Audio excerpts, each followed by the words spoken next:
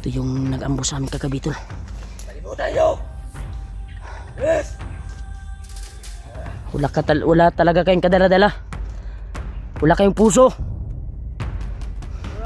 Saan nyo dinala yung biyag? Kasi bat na karon. Sige, lapit! Hoy!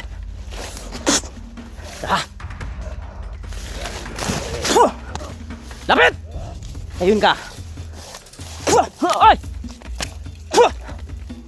Hey! Karon mo!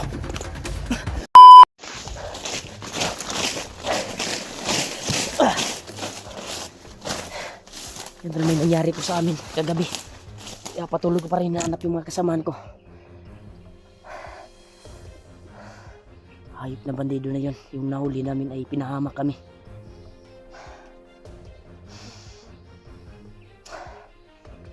Dalawang namumuno tol na hindi nagtakip ng muka, mga commander, at namumukhaan ko yung isa, yung nagip sa kamera ni Kuya Bads, yung nakita ko yung video.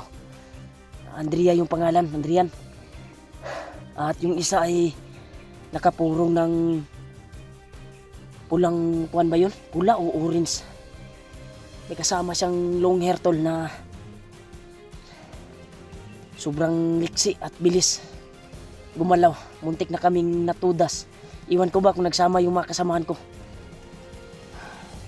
Hinanap ko sila tol, pero mga bangkay na lang yung naabutan ko doon sa area kung saan kami kuan, kasi gabi yung nangyari tol. Doon kami dinala sa bandido na nahuli namin. Ay pinahamak mo kami. At hindi ko na alam kung saan na yung mga kasamahan ko, kung nagsama pa ba sila. Dahil binalikan ko talaga yung area kung saan kami nagkahiwalay.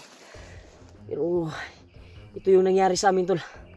Grabe yung agresibo yung commander na yun, na dalawang commander na sumugod sa amin at tinangay nila yung tol, yung bihag namin. Iwan ko ba kung napaslang ba yun ng mga kasamahan ko. Kasi pagbalik ko ay mga bangkay na lang yung nakuhan ko. Pero yung naghabol sa akin, gusto yung kunin yung bandana ko. Yung commander na naka orange or nakapula yung kuhan na naka peace reveal, yung gustong tumugi sa akin, ay patuloy pa rin akong hinahabol. Kaya naging counter na kami tol, pero salto yung tirada niya. Tumakbo at bigla na namang humarang. Kaya sana ay nakaligtas yung mga kasamahan ko. Nag-alala ako sa kalagayan ni Marvin, dahil delikado yung buhay niya, dahil isa din sa misyon nila na matudas si Marvin at mapaslang. Sana magkasama sila. Nahamak talaga kami ng bandido na yun. Marunong din. Alam ko yung bandido na yun ay may kaalaman talaga sa pamilya ni Marvin. Pero hindi siya umamin tol. At pinahamak niya pa kami. Kaya sana tol, ipag-pray natin na okay lang yung kalagayan ng mga kasama ko. Grabe. Grabe yung pangyayari talaga. Kung sakaling magkita kami at mag-crossing landas namin, hindi ko yung tatantanan. Mga mababangis yung mga commander na nakaharap namin tol. Pero parang namumukhaan ko yung isa tol. Parang hagip nila Kuya Bads, yung parang iyon yung binuhay siguro. Binuhay ni Commander Bagnot at naging pinuno dito. At may isang kwantol na hindi kilala, isang long hair tol na nakatawil na pula. Yung gustong kunin yung bandana ko. At ilang bisis kami nag-encounter. Ay, hindi ko nasundan yung mga kasamahan ko. Grabe talaga yung mga pangyayari. Kaya hindi tayo kumpiyansa dito. Kailangan maka-alerto tayo. Dahil banda na yung punteriya nila na makuha. At isa din sa kuha nila na matuda si Marvin.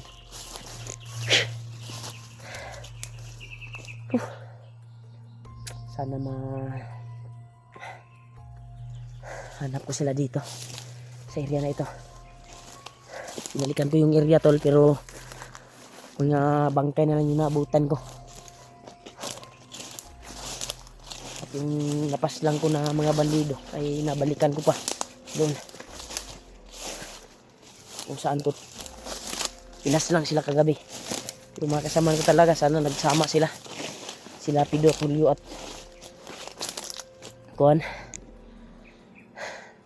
Marvin at Julio. Sana nagsama sila tol, dahil biglaan kasi yung nangyari sa amin.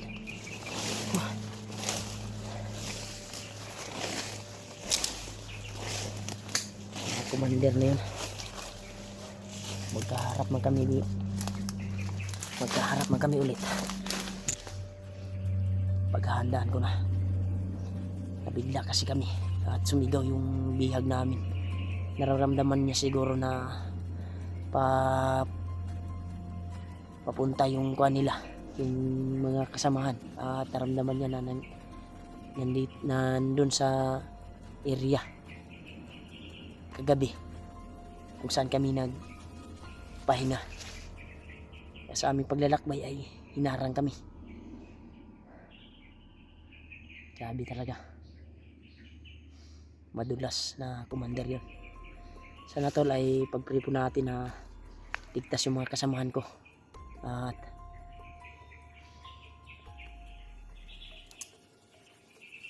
makita ko yung mga commander na yun na nakaharap namin kagabi. Swerte sila kasi kagabi yung nangyari, pero ngayon ay umaga. Tingnan natin yung liksi nyo. Sayang lang, hindi ko kasama yung mga kasamahan ko dito. Pero sa area na ito tol ay may nararamdaman ako na kakaiba. At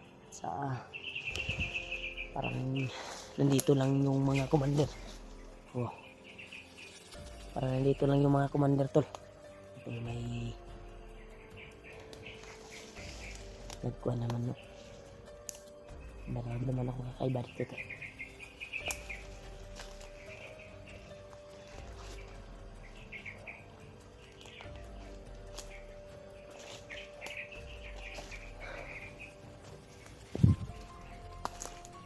Daming uwak.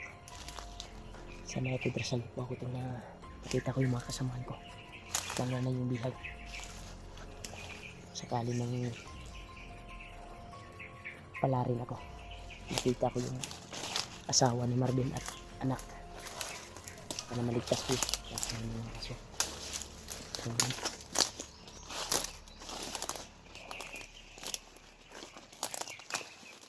Balang tubo dito tara.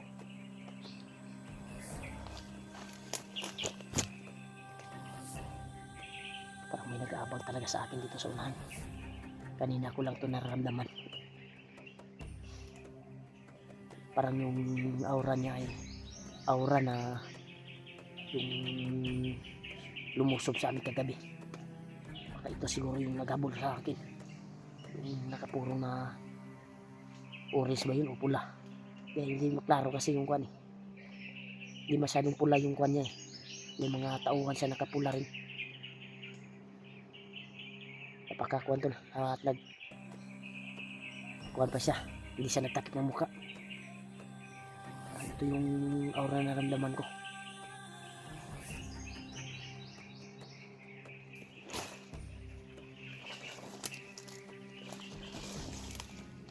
Sana tol, hindi mo ako nakapamakan.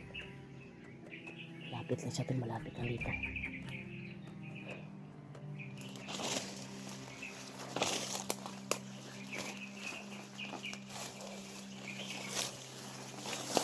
Malapit na sila.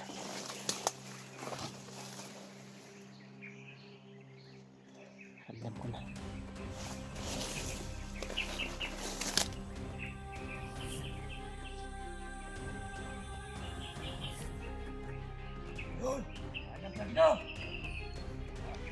Ito yung nagkuhan sa akin, tol.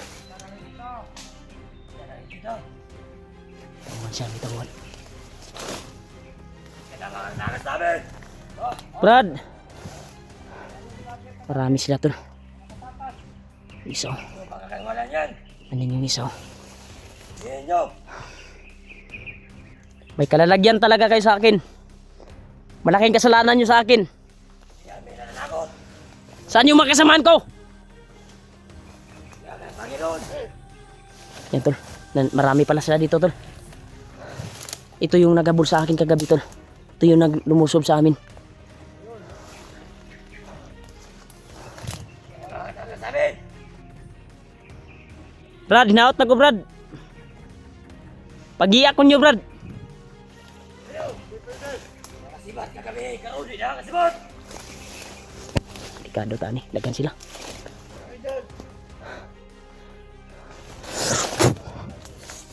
Uy! Uy! Subang lakas dun. Lakas. Ha? Sige. Uy! Uy!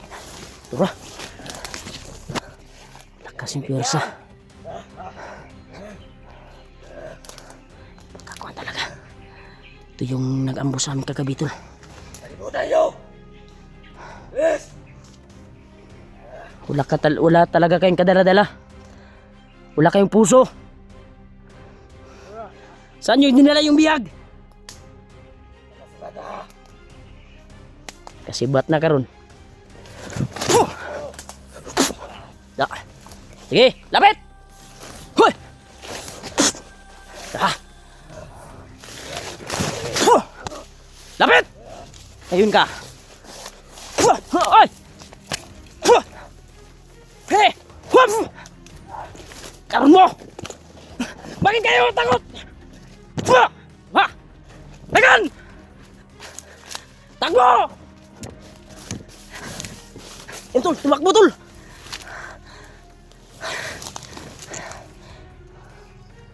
Tumakbo.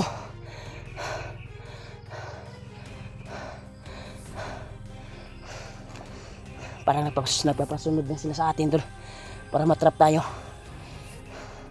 Hindi nila nakayanan yung lakas ng bandana. Buti nila na orasyon ko agad yung birtod na hinamit ko. Uy.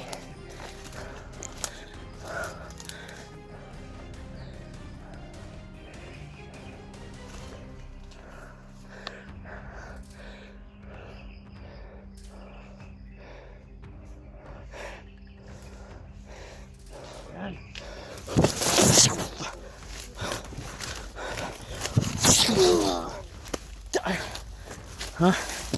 Sige. Mga tipaklong yung mga commander nyo. Tumakbo sa akin.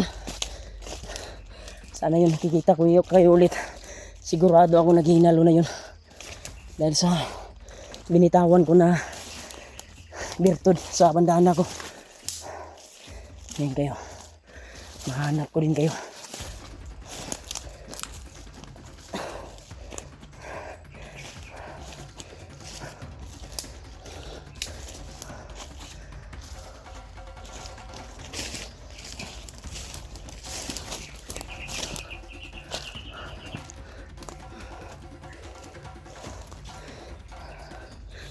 Wala sila to.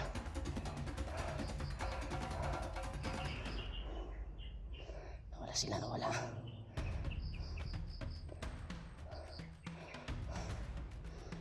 Binasunod ako, tol. May plano sila na bihagin ako. Sigurado ako matras yun. Kasi may plano sila na bihagin ako. Yung sila, uto-uto. Pinasunod ako sa area na ito, tol. May balak sila. Parang hindi niya kasama yung Andrian na kasama niya kagabi.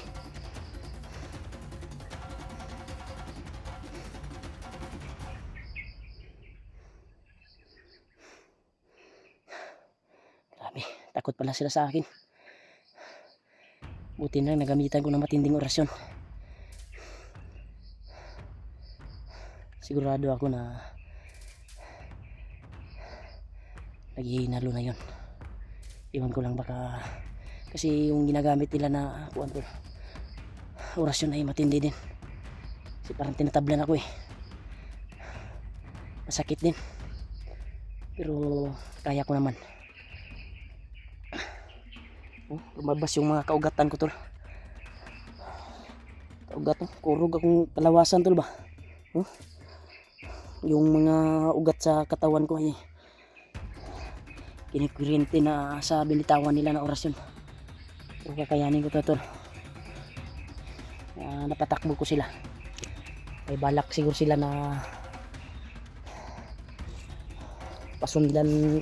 ipasunod ko nila tol ba. May balak siguro sila na hulihin ako. Pero bantay ko na maigi baka nandito lang sa paligid.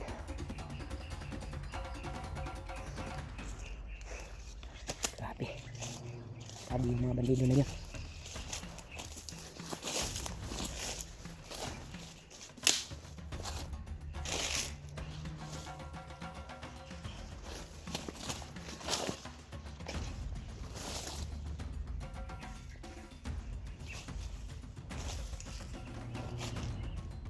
Hindi tayo pagparte dito dahil uminit naman yung katawan ko. Nandito lang sila sa paligid.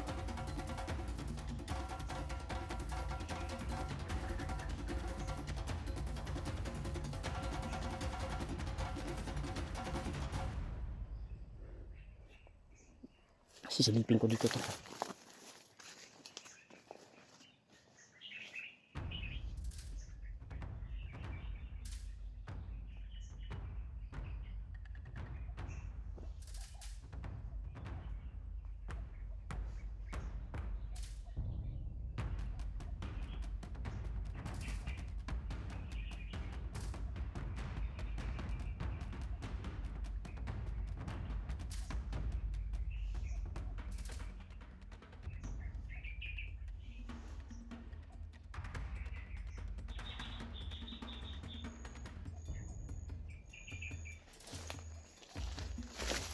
Tol,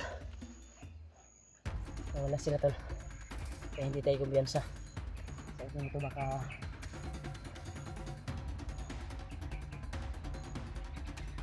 bitaw na naman.